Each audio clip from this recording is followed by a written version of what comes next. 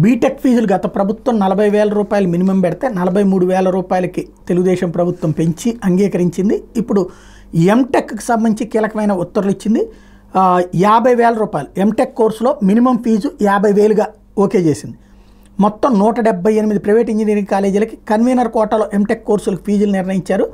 ఇందులో course fee 50,000 ఉన్న కాలేజీలు సుమారు 125 ఉన్నాయి. అదే సందర్భంలో హయ్యెస్ట్ ఫీజు 90,000 తేల్చారు.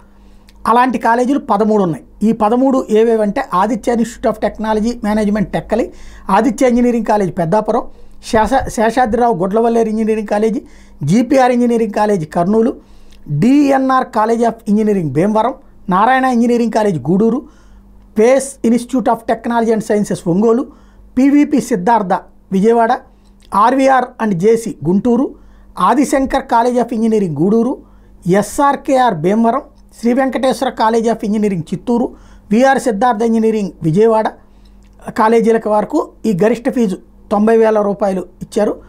మిగతా కాలేజీలన్నిటికీ కూడా 50,000 రూపాయలు మినిమం ఫీజు పెట్టారు.